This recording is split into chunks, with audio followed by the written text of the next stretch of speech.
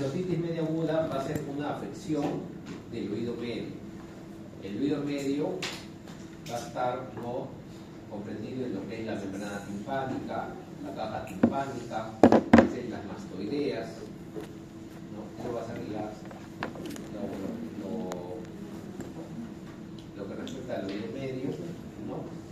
Y en cuanto a la terminología, ¿no?, que a veces podría causar confusión, ¿no? Acá les he traído los términos más frecuentes con los que a veces uno puede confundir la otitis media aguda. El término meningitis es solo inflamación de la membrana timpánica. No hay inflamación de la caja timpánica. ¿Ya? La meningitis puede ser, pues, que solo abarque la parte externa, como ya mencionamos en el caso de la meningitis musculosa, o podría ser, pues, una afección solo exclusivo de la membrana timpánica, no sea una membrana timpánica hiperémica, ¿no?, sin mayor compromiso más del oído medio. La infusión de oído medio se llama cualquier líquido que se encuentre dentro de la cavidad timpánica. Secreción serosa, secreción mucoide, secreción hemática. Eso se llama infusión de oído medio. La otitis media aguda es la entidad clínica que se va a caracterizar básicamente por presencia de líquido en el oído medio con signos y síntomas de inflamación y que sea de instalación rápida, ¿no? Eso vendría a ser la otitis media aguda. Otitis media aguda no complicada generalmente se va a llamar al cuadro clínico de una otitis media que no tenga otorrea.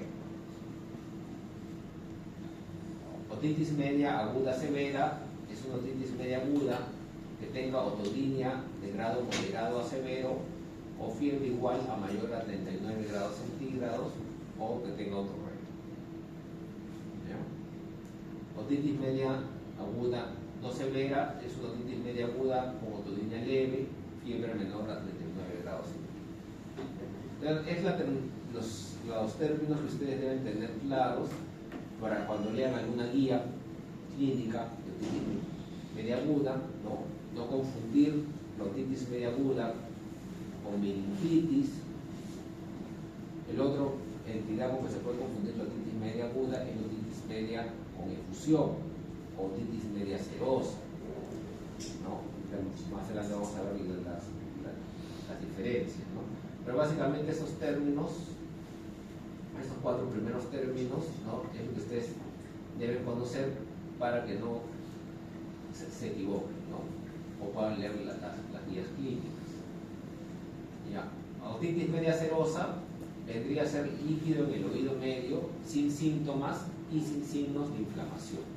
Y generalmente ese líquido que van a ver en el oído medio es un líquido de tipo seroso o de tipo mucoide.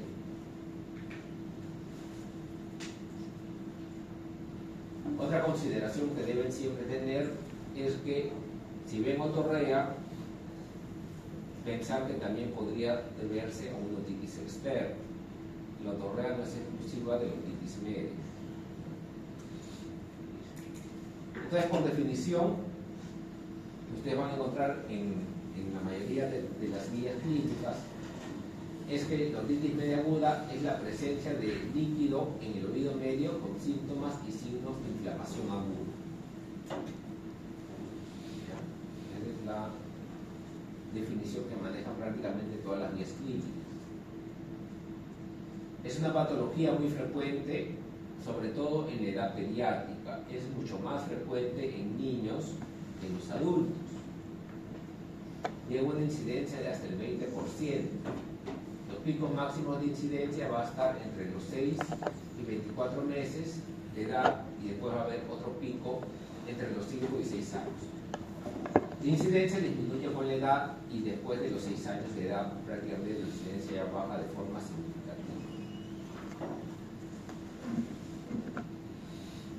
La mayoría de los casos va a ser una infección, una coinfección de bacteria y virus.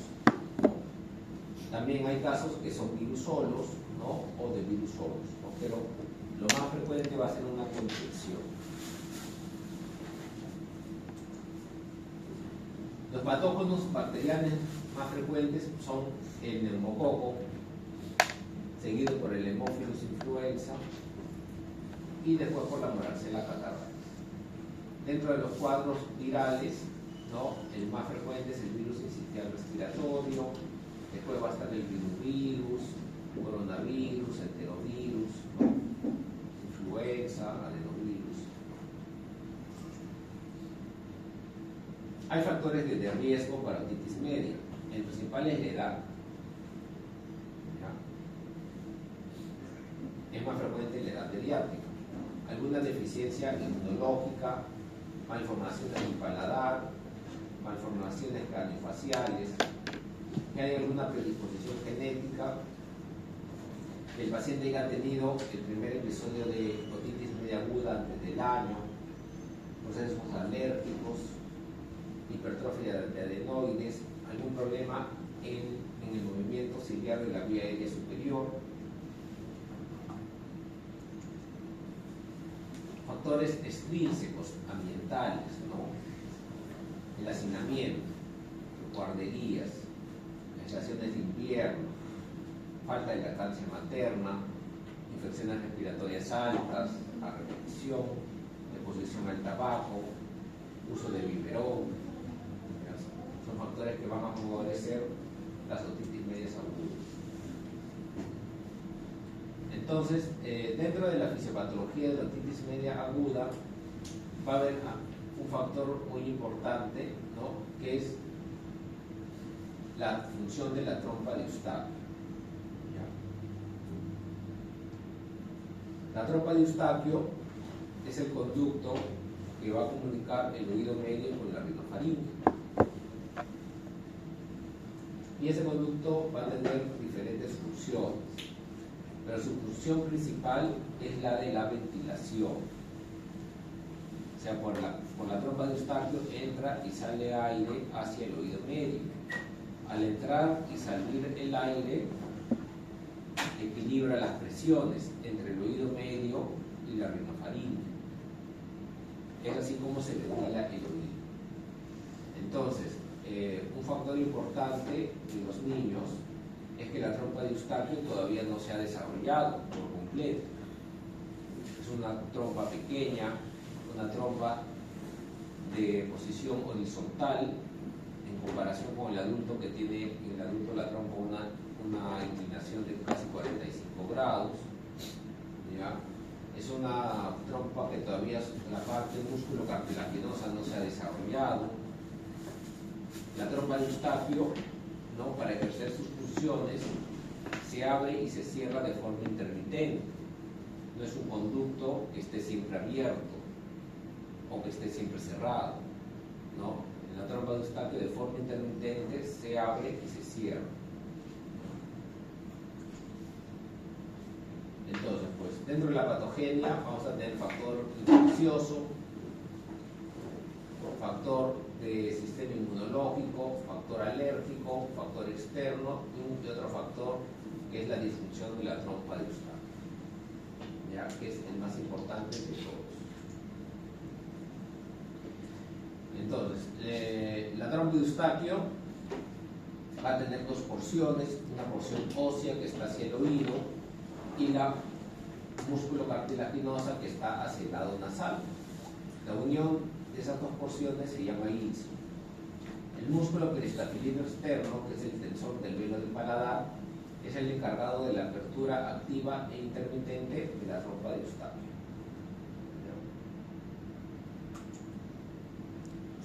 Entonces, en los adultos, la trompa de Eustaquio tiene una angulación de 45 grados respecto a la horizontal. Es más larga, ¿no?, en el niño. Los dos tercios anteriores es membranoso cartilaginoso y el tercio posterior es óseo. En los lactantes es casi horizontal, es más corta, es más ancha en relación a su longitud. Entonces, no tiene las condiciones anatómicas para ejercer su apertura y cierre de forma intermitente. Entonces, aquí tenemos las funciones de la trompa de Eustaquio. La principal es la ventilación. de equilibrar las presiones del oído medio. Después tiene la función de protección. Al cerrarse, impide que las secreciones de la nasofaringe ingresen al oído. Y al abrirse, aparte de ventilar, elimina las secreciones que naturalmente produce el oído medio. Esas son las tres funciones de la trompa de Eustaquio. Puede haber disfunción de trompa de Eustaquio por propia inmadurez de la trompa de Eustaquio, como ocurre en los niños, o por causas obstructivas. Por ejemplo, una trompa colapsada, una trompa su parte cartilaginosa como atrofiada. Puede haber causas obstructivas inflamatorias, o sea que la mucosa de la trompa de Eustaquio se inflame y eso causa obstrucción, como se ve en los procesos respiratorios. O causas obstructivas externas, un tumor, hipertrofia de adenoides, ¿no? Va a obstruir la trompa de Eustaquio. También puede ser que la trompa tenga una disfunción porque está siempre abierta. Eso se llama trompa de Eustaquio patulosa. Entonces, al estar siempre abierta la trompa de Eustaquio, se va a acumular de secreciones de la rinofaringe y la va a obstruir.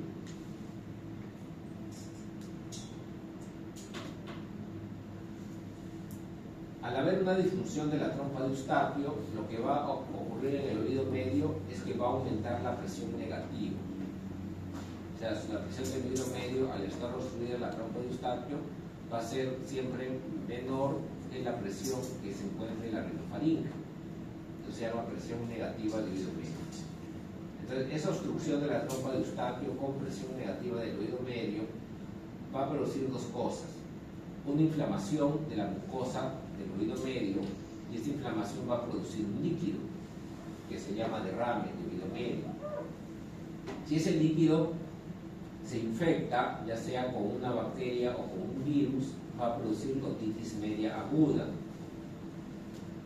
Si ese líquido nunca se infecta, va a producir lo que se llama otitis media serosa. Entonces ahí viene la gran diferencia entre la otitis media aguda y la otitis media serosa. La otitis media serosa es el líquido en el oído estéril, o sea, sin agente infeccioso, viral ni bacteriano. Ahora, la presión negativa no siempre va a producir derrame o líquido, también puede producir un colapso de la membrana timpánica que se llama atelectasia. Si es una atelectasia pequeña o localizada, se llama pulsillo de retracción de la membrana timpánica.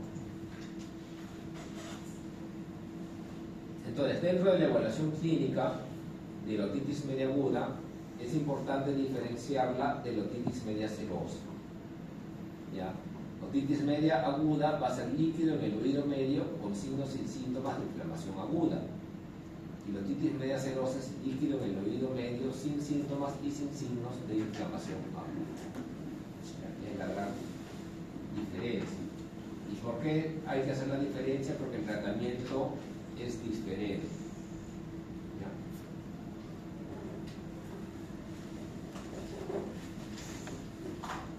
Estos son los criterios diagnósticos para otitis media aguda. Inicio agudo, menos de 48 horas, signos que indiquen líquido del oído medio. ¿Y qué signos indican líquido en el oído medio? Abocamiento de la membrana timpánica, movilidad disminuida o ausente de la membrana timpánica, que uno vea nivel quiroaéreo detrás de la membrana timpánica, o que ya se haya roto el tímpano y uno vea otorrea. El tercer criterio son los signos y síntomas de inflamación, que es enrojecimiento de la membrana timpánica, o sea, hiperemia, otodinia, ¿no? Fiebre. O en los niños pequeños, ¿no? Los lactantes que no hablan pues todavía, que se estén tocando de forma repetitiva el pabellón auricular, ¿no? Entonces, cuando uno hace la otoscopía, uno va a ver la membrana timpánica abombada, como se ve acá, y no solo abombada, sino también roja.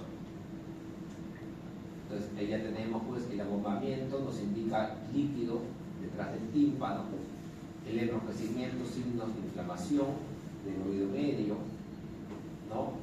Y eso debe tener una historia de menos de 48 horas. Con esos 3 criterios ya tenemos el diagnóstico de otitis media aguda.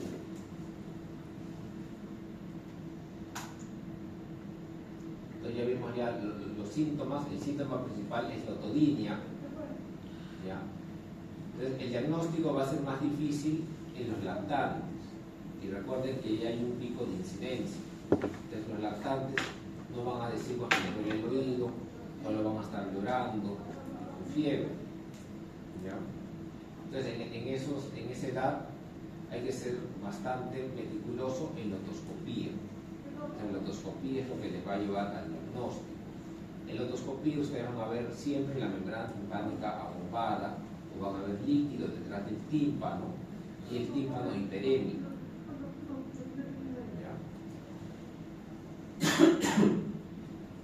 Entonces, como hay causas virales, ¿no? Algunos enterovirus podrían causar esto. En los lactantes, en niños pequeños, ustedes pueden ver otros síntomas, conjuntivitis, diarrea,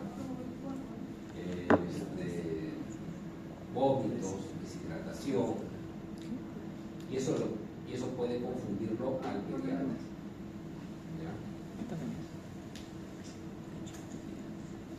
Entonces, así se ve. A la izquierda ven tímpano normal, a la derecha van a ver una membrana timpánica abombada, hiperémica, con aumento de su vascularización. Es una otitis media aguda.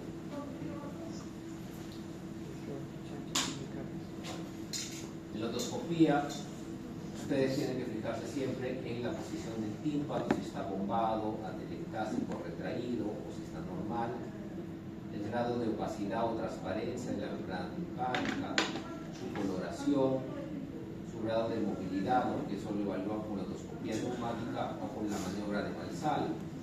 Ustedes le piden al paciente que haga maniobra de Valsalva y tienen que ver que el tímpano protruye hacia afuera. El brillo, ¿no? Que es a través del reflejo de luz, de la luz del otoscopio, que es el triángulo luminoso. Bueno, este es un otoscopio con su accesorio para hacer otoscopía neumática, que es una perilla con una manguerita, ¿no? Y con la presión de la perilla y al soltar la perilla ejerce presión positiva y negativa. Para eso tienen que utilizar un espéculo que cierre herméticamente el conducto auditivo externo. Si es que no tienen el otoscopio neumático, pueden hacer la maniobra de Valsalva.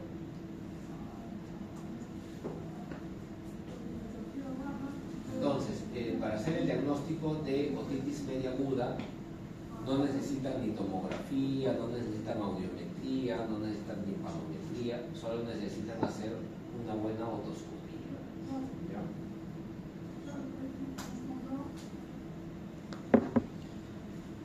¿Cuándo derivar al otorrino? ¿Ya? Porque el paciente con otitis media aguda, si es pediátrico, que es la mayoría, la mamá primero lo va a llevar no al otorrino, pues lo va a llevar primero al pediatra o a la emergencia, lo va a llevar, ¿no? Porque si es lactante y todavía no habla, lo único que va a tener es fiebre, irritabilidad, y va a estar con llanto. Entonces la mamá lo va a llevar pues a la emergencia, pues no. ¿Ya? Ahí si no hacen un buen diagnóstico, una buena otoscopía, no van a llegar al diagnóstico o van a dar tratamiento para otra cosa, y ahí es cuando aparecen las complicaciones, porque una otitis media aguda no tratada puede terminar con perforación del tímpano, como torrea. Ahí es cuando el paciente regresa a la consulta a los días de la consulta inicial y regresa con otorrea. Y la otorrea significa que ya se perforó el tímpano. Ahora, ¿cuándo lo derivan al otorrino? Porque si es una otitis media aguda de primer cuadro, no complicada, el pediatra la puede tratar sin ningún problema. ¿Cuándo lo diríamos al otorrino? Cuando es una otitis media a repetición. Hace el paciente 3 episodios al año, ya es su tercer episodio del año. Que haya habido otorrea en otitis media, tiene que llevar al otorrino. Que sea un paciente con alguna alteración en el desarrollo del lenguaje. ¿No? Por eso quiere decir que de repente un paciente con alteración del desarrollo del lenguaje podría tener un problema auditivo de fondo. ¿Ya? Entonces ahí también tiene que derivarlo al otorrino. El tratamiento de la otitis media aguda siempre ha tenido controversias con respecto al uso de antibióticos. ¿Y por qué? Porque la mayoría son virales y porque la mayoría de los casos, aún siendo bacteriana, la mayoría de los casos es autolimitada. O sea, el paciente con su propio sistema inmunológico va a controlar y remitir el cuadro de otitis media aguda, aún siendo bacteriano. ¿Ya? Entonces, por eso es que siempre el tratamiento antibiótico en esta patología ha tenido controversia. El objetivo del tratamiento siempre va dirigido a que se erradique el patógeno, aliviar los signos y síntomas y evitar las complicaciones y recurrencias. Entonces, lo que respecta al tratamiento del dolor, no hay duda, es altamente recomendado y se utiliza paracetamol o ibuprofeno a dosis altas, ¿ya? Porque el oído no es un dolor leve. La otodinia es un dolor de moderado, casi de moderado para severo, la mayoría siempre un dolor severo. La dosis recomendada es de ibuprofeno 15 a 30 miligramos por kilo día o paracetamol de 60 a 70 miligramos por kilo día. El tratamiento antibiótico idealmente debería ser solo recomendado para los que tengan etiología bacteriana. Ahora, difícil que ustedes por la otoscopía puedan saber si es una otitis viral o si es una otitis bacteriana. Las dos forman líquido, las dos abomban el tímpano, las dos pueden perforar el tímpano. ¿Ya? No existe un consenso absoluto sobre el uso de antibióticos en esta enfermedad. ¿Ya? Hay varias guías, está la guía de las más conocidas o las más seguidas son la guía de la Academia Americana de Pediatría y la guía europea. ¿No? Todo va a depender también de los estudios epidemiológicos en cada región y estudios de sensibilidad antibiótica también en cada región. A ver,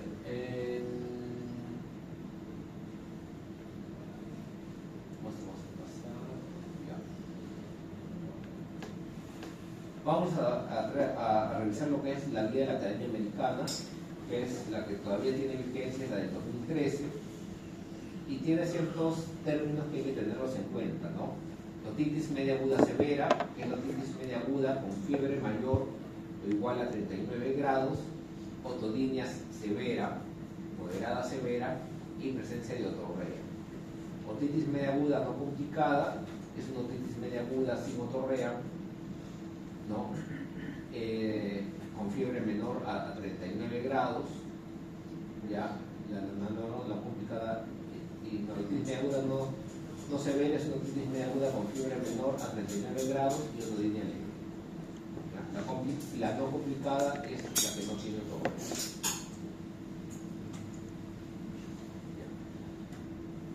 Entonces las recomendaciones para el tratamiento antibiótico se distribuyen por edades, ¿no? Y de acuerdo a la presentación. En menores de 6 meses que tengan otitis media aguda o sospecha de otitis media aguda, se indica tratamiento antibiótico. Solo con la sospecha. ¿Y por qué? Porque en este grupo etario las complicaciones de una otitis media aguda pueden ser severas o mortales. Después ya se divide el grupo etario en 6 meses a 2 años y en mayores de 2 años. Si es una otitis media aguda con otorrea, independientemente de la edad, sí se da antibiótico. Si es otitis media aguda con síntomas severos, también, independientemente de la edad, se da antibióticos. Y ya dijimos, a veces se llama otitis media aguda con síntomas severos, fiebre mayor de 39 o otitis severa. Esto ya sea unilateral o sea bilateral. ¿Ya? Si es otitis media aguda bilateral sin otorrea y es menor de 2 años, ya, pero sí se da antibiótico. Si es mayor de 2 años, se le da la opción al médico de dar antibiótico o dar solo tratamiento antiinflamatorio. Ese es el tratamiento de observación. El tratamiento de observación significa que no se le da antibiótico, pero sí se le da tratamiento antiinflamatorio y el paciente debe ser reevaluado a las 48 horas. Si a las 48 horas está mejor, continúa con ese tratamiento. Si a las 48 horas empeoró, ya se inicia el tratamiento antibiótico. Si es otitis media aguda unilateral sin otorrea, si es de 6 meses a 2 años, también se da esas dos opciones. El médico escoja si da tratamiento antibiótico o hace tratamiento solo de observación antiinflamatorio. Igual si es mayor de 2 años. ¿Ya? Ahora, para que el paciente pueda ser candidato al tratamiento solo de observación, ¿ya? El paciente necesariamente tiene que ser evaluado a las 48 horas. Si es que no se puede asegurar una reevaluación a las 48 horas, que se da tratamiento antibiótico. Entonces, ese tratamiento de observación es porque en algunas regiones, ¿no?, la prescripción antibiótica está bastante controlada.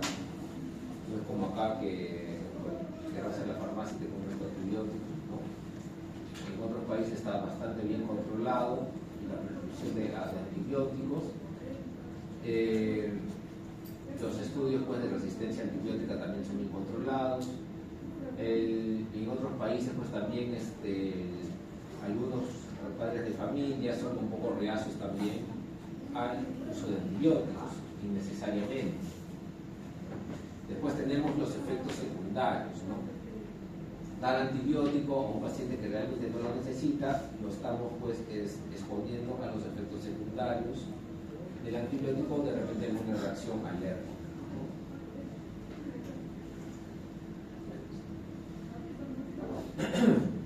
Entonces, ¿cuándo dar tratamiento antibiótico? Vamos a un resumen. Sí, dar siempre en menores de 6 meses, con diagnóstico o con sospecha de otitis media aguda. En niños menores de 2 años con otitis media aguda bilateral. En toda edad en casos de otitis media aguda con otorrea. Siempre y cuando, ya saben, tienen que descartar otitis externa. Otitis externa también de otorrea. En cualquier edad con otitis media aguda severa. Fiebre mayor de 39 grados o ototimia severa. ¿Ya? Y cuando no es posible asegurar la reevaluación a las 48 horas. Ahí también dan tratamiento antibiótico. Entonces, el tratamiento de primera elección es la amoxicilina. Tiene que ser a dosis de 80-90 miligramos por kilo día, a menos de que se tenga un estudio de susceptibilidad antibiótica regional. Entonces, es otro estudio en tu región que algunos países tienen. Entonces, para algunos países utilizan la dosis de 40 a 50 miligramos por kilo, porque tienen sus estudios de susceptibilidad antibiótica. Pero si es que en tu región no hay, se recomienda utilizar la dosis de 80 a 90 miligramos por kilo día, ¿ya? Dividido en 2 tomas. ¿Cuándo se asocia amoxicilina a ácido clavulámico? Cuando sospechamos que hay infección por Haemophilus influenza, que es productor de beta-lactamasa, ¿ya? O que no haya mejoría de la enfermedad dentro de las 72 horas con el inicio de tratamiento solo con amoxicilina. ¿Cuánto debe durar el tratamiento? En menores de 2 años y en casos de otitis media aguda severa, por lo menos 10 días. En niños de 2 a 5 años con otitis media aguda leve a moderado, 7 días. Y en niños mayores de 6 años con otitis media aguda leve a moderado, 5 hasta 7 días. Esto es lo que recomienda la Academia Americana de Pediatría. El tratamiento inicial, la amoxicilina, 80 a 90 miligramos por día, ¿no? Si el paciente es alérgico, utilizar cefalosporinas. ¿Ya? La posibilidad de reacción cruzada alérgica con la penicilina y las cefalosporinas es menor al 2%. ¿Ya? Entonces pueden utilizar pues, alguna cefalosporina de tercera generación como el ceflinir o de segunda generación como la cefuroxima. Si es que inicialmente han utilizado amoxicilina y no ha habido buena respuesta, ya tendría que usar amoxicilina con ácido clavulánico. Si inicialmente utilizaron amoxicilina clavulánico y no hubo respuesta, ya tendría que utilizar después ceftriaxona, ya que es por cefalosporina de tercera por vía parenteral.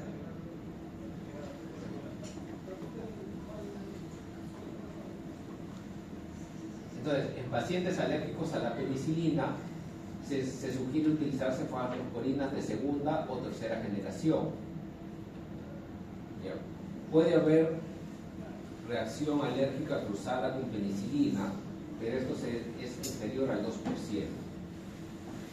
¿Ya? En pacientes que han presentado reacción severa a la penicilina, ahí sí ya no se recomienda utilizar cefalosporinas.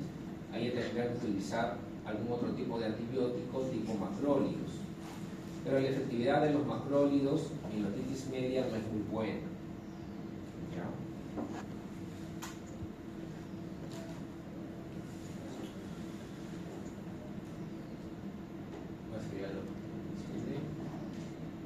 Ya, entre los macrólidos, la citromicina, la eritromicina o clindamicina.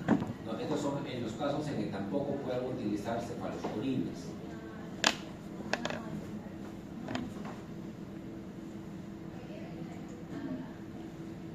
La meningocentesis es un procedimiento que se realiza en los casos que no hay mejoría con los tratamientos médicos, ¿no?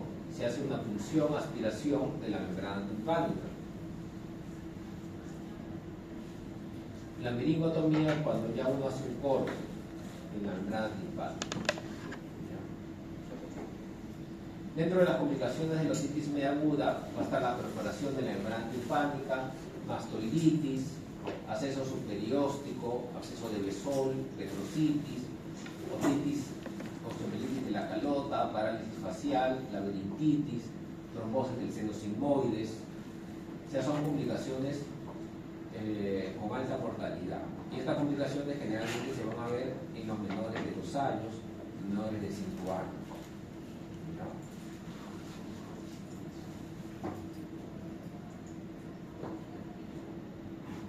Para terminar, vamos a ver otitis media crónica. Sí.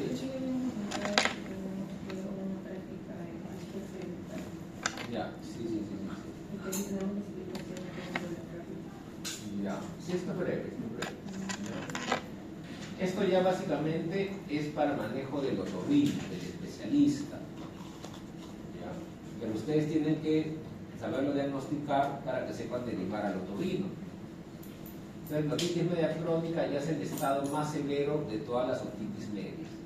O sea, el paciente antes de otitis media crónica ha pasado por varios episodios de otitis media aguda, ha pasado por perforación de membrana timpánica. Entonces, no hay un tiempo establecido para decir que la otitis media es crónica. Generalmente uno, si le quiere poner un tiempo, digamos 3 meses.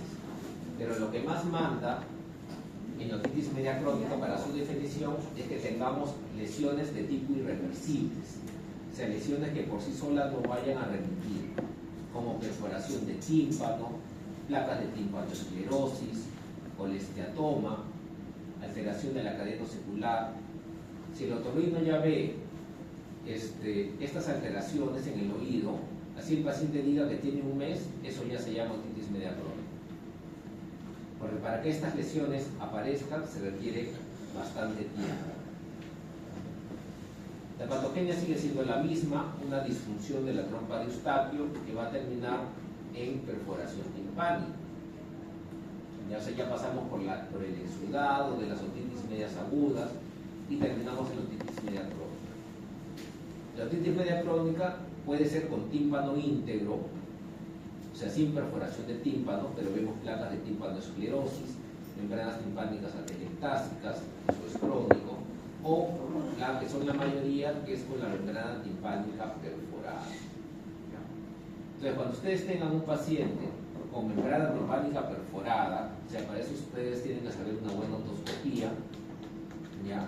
Tienen que derivarlo al otorrino. No le vayan a estar aplicando gotitas, ¿ya? Porque a veces el paciente va al médico general con perforación de la membrana timpánica con otorrea y le deja gotas. Le puede pasar, va a mejorar, ¿no? Pero ustedes tienen que darle la indicación que tiene que ir al otorrino, porque esa otorrea persistente o recurrente puede terminar en el colesteatoma, ¿ya?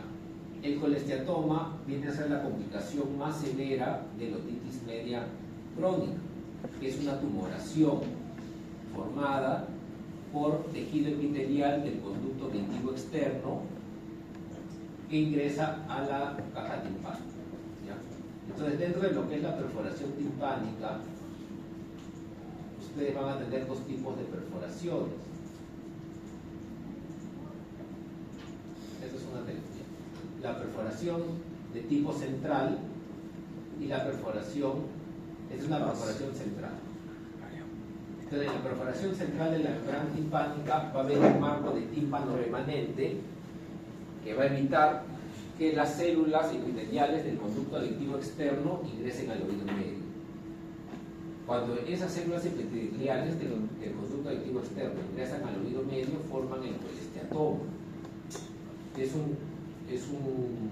una tumoración formada por estas células epiteliales que tienen queratina.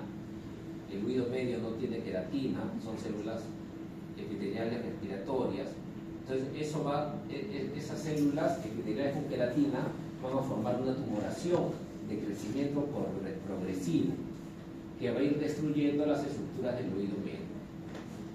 Destruye la cadena ocicular, ¿no?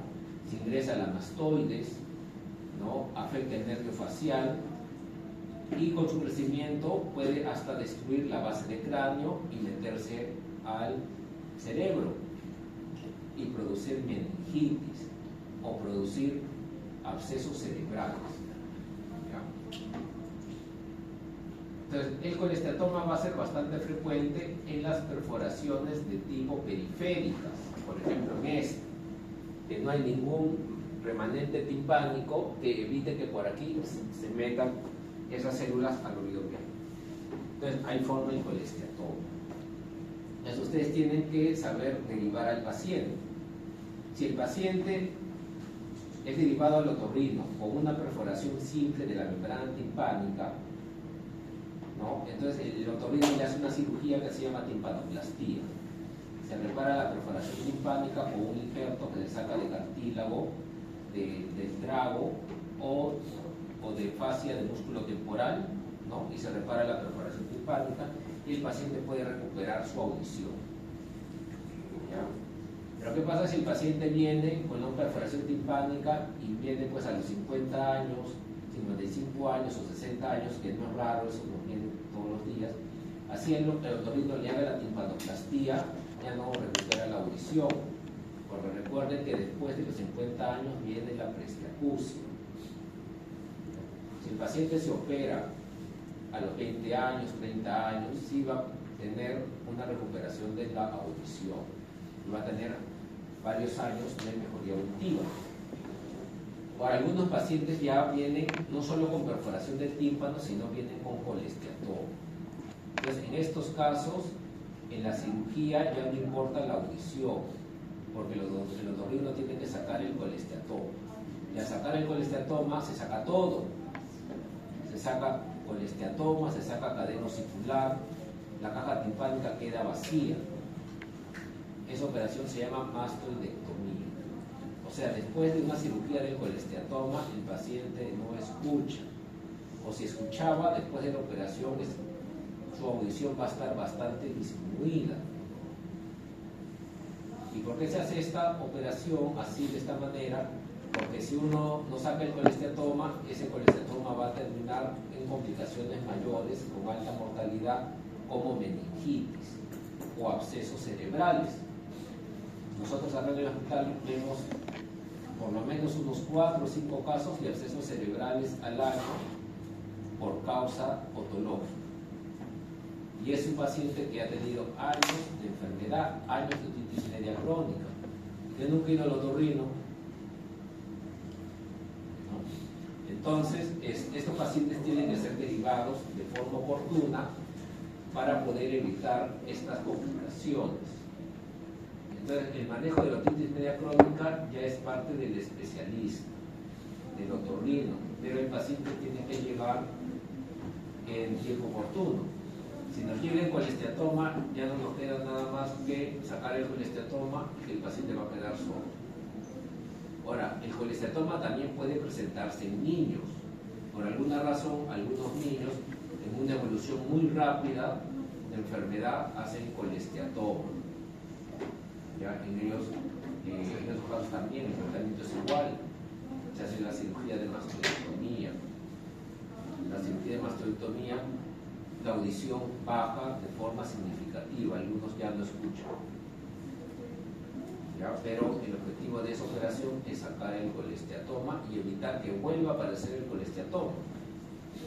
Porque si uno deja restitos, ¿no? O deja alguna estructura ósea, ¿no? Afectada o infectada, ahí va a crecer otra vez el colesteatoma. Entonces, la conclusión de lo que es la otitis media crónica es que es el tratamiento del especialista.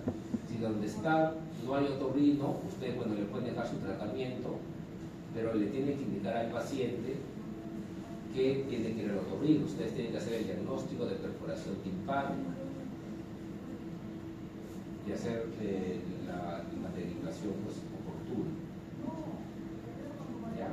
Si el paciente es joven, una cirugía de timpanoplastia sí le mejora la audición, no a lo normal, pero sí bastante significativo, ¿no? A diferencia de que se quiere operar una perforación timpánica pues a los 50 años o 60 años, que son un grupo de pacientes que nos llegan así, ¿no? Se les repara el tímpano solo para que puedan ponerse un audífono, nada más, ¿no? Porque eso yo no voy a escuchar. Listo, terminamos.